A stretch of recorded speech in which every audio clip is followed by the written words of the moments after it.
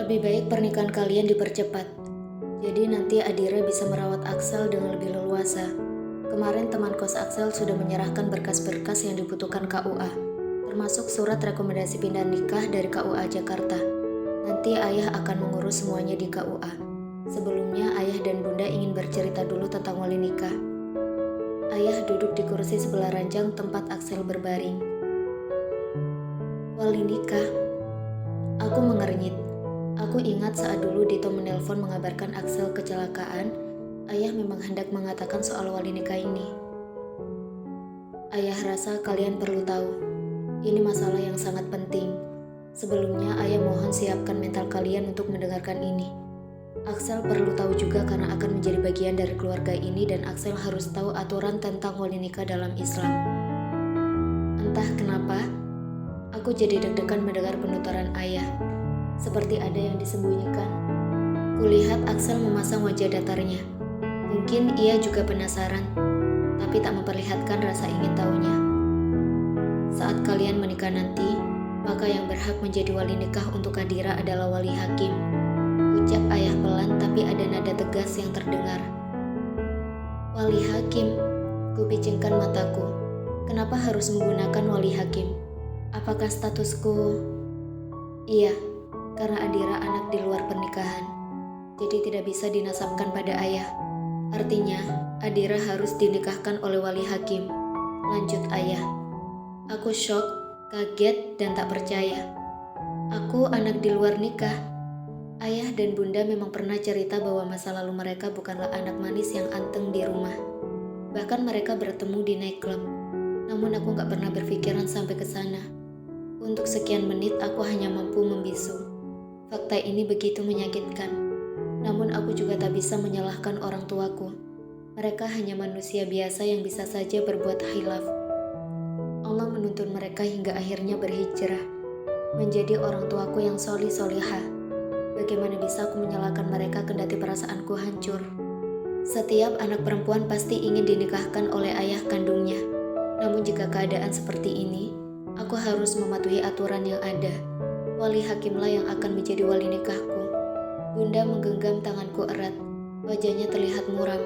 Aku tak mampu bicara sepatah kata pun.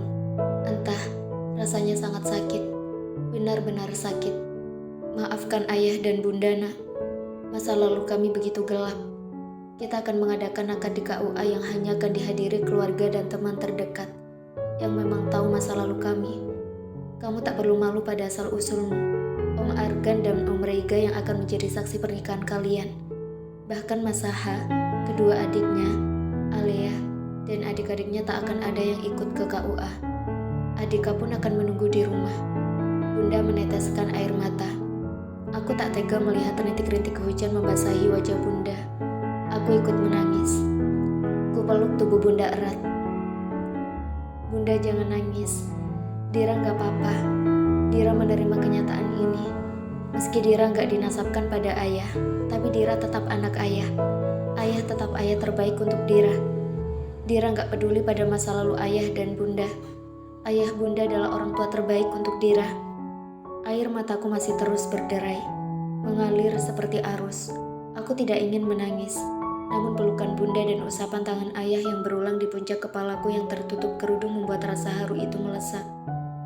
Lidahku serasa keluh untuk berucap, sungguh, aku mencintai mereka karena Allah, dan bagiku mereka orang tua terbaik. Aku selalu ingat akan kerja keras ayah mencukupi kebutuhan keluarga.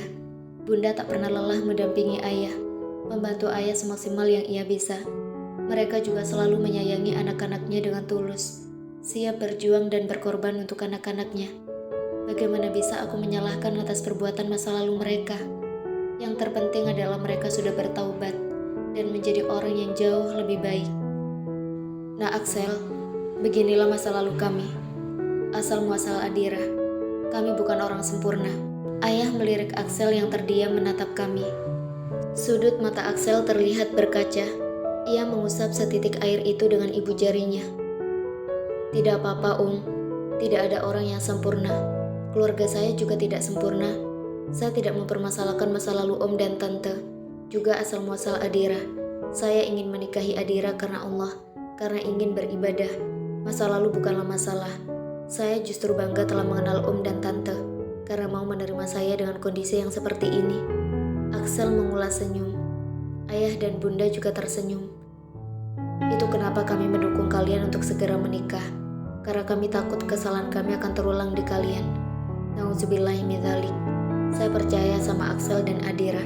Tapi untuk menjaga kalian, pernikahan memang sebaiknya segera diselenggarakan. Saya berpikir pernikahan ini insya Allah akan diberkahi Allah dan akan menjadi penguat keistiqomahan Axel untuk tetap pada keislamannya. Mu'alaf itu harus diberi perhatian, dirangkul, dan dibimbing agar selalu istiqomah. Dengan menikahkan kalian, itu artinya Axel akan menjadi bagian dari keluarga kami, menjadi anak kami juga. Apalagi Axel sudah tidak diakui lagi oleh keluarganya. Axel kembali menitikkan air mata. Ia menyekanya berulang. Aku bangga pada ayah bundaku yang dengan kebesaran hati menerima Axel. Sejak Axel datang melamar, banyak sekali nada sumbang yang meragukan keseriusan kami. Entahlah, zaman seperti berbolak-balik. Yang pacaran dimaklumi, yang menikah muda malah dinyinyirin. Memangnya nikah itu gampang? Memangnya nikah gak pakai biaya? Memangnya hidup cuma butuh cinta?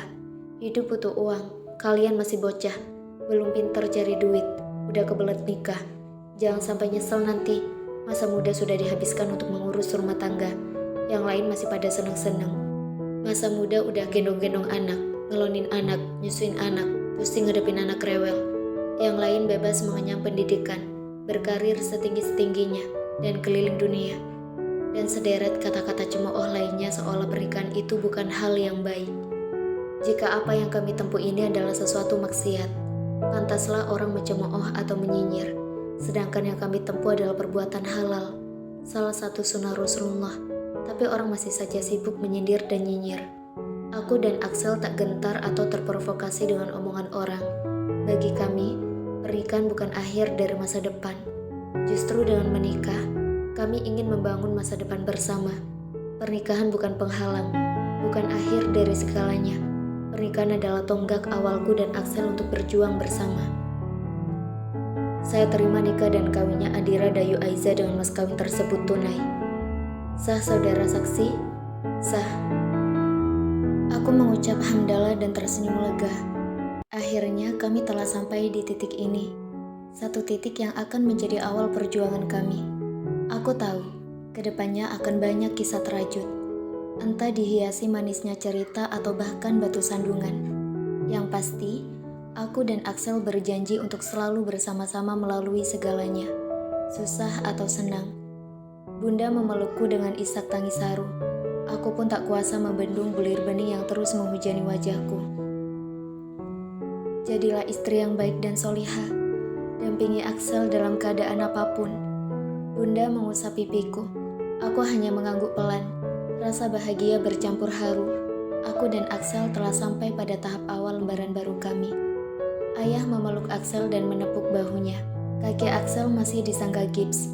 Ia menggunakan kursi roda karena belum bisa berjalan dengan baik. Sebenarnya ia sudah bisa menggunakan tongkat, tapi karena dokter bilang ia belum boleh banyak bergerak, Axel menggunakan kursi roda untuk sementara. Kakinya masih terasa nyeri saat berjalan. Kursi roda ini sumbangan dari Om Reiga. Aku bersyukur banyak yang peduli pada Axel. Orang yang menabrak Axel masih aktif membiayai perawatan Axel. Para dosen pun memberi keringanan pada Axel untuk tidak berangkat kuliah sampai kondisi kakinya benar-benar sembuh. Tapi namanya akan tetap dianggap hadir. Sekarang tanggung jawab ayah beralih padamu, Sel. Jaga Adira baik-baik, sekalipun kamu baru memeluk Islam. Sebagai suami kamu tetap berkewajiban membimbingnya. Ingatkan Adira jika salah melangkah. Nasihati dia dengan cara yang lembut dan baik. Kalian harus sama-sama saling menguatkan dan bersama apapun rintangannya nanti. Semoga Allah memberkahi pernikahan kalian. Ayah memegang kedua lengan Axel dan tersenyum padanya. Axel mengangguk pelan. Amin. Insya Allah ayah, balas Axel dengan senyum. Om Reiga, Om Argan, Tante Diandra dan Tante Nara bergantian memberikan doa dan selamat. Aku dan Axel menaiki satu mobil yang khusus disediakan Om Reiga untuk mengantar kami pulang. Ada satu supir yang juga diminta Om Reiga untuk mengantar kami. Rasanya lega dan bahagia. Saat ini aku duduk bersebelahan dengan seseorang yang telah resmi menjadi suamiku. Dialah imamku yang akan mewarnai hidupku dengan segala kisah. Dialah seseorang yang datang untuk saling mengisi dan melengkapi. Dia yang telah melengkapi kotak kosong dalam puzzle hidupku. Aku memegang puncak kerudungku di bagian ubun-ubun. Ia mengucap doa dengan berkomat kamit. Aku tahu, ia telah menghafalkan doa untuk meminta keberkahan dalam rumah tangga kami bahkan sebelum menikah. Apabila salah seorang dari kamu menikahi wanita atau membeli seorang budak, maka peganglah ubun-ubunnya lalu bacalah basmalah, serta doakanlah dengan doa berkah seraya mengucapkan, "Ya Allah, aku memohon kebaikannya dan kebaikan tabiat yang ia bawa, dan aku berlindung dari kejelekannya dan kejelekan tabiat yang ia bawa." Hadis riwayat Bukhari. Mata kami beradu dengan senyum yang begitu berseri. Axel mengecup keningku lembut.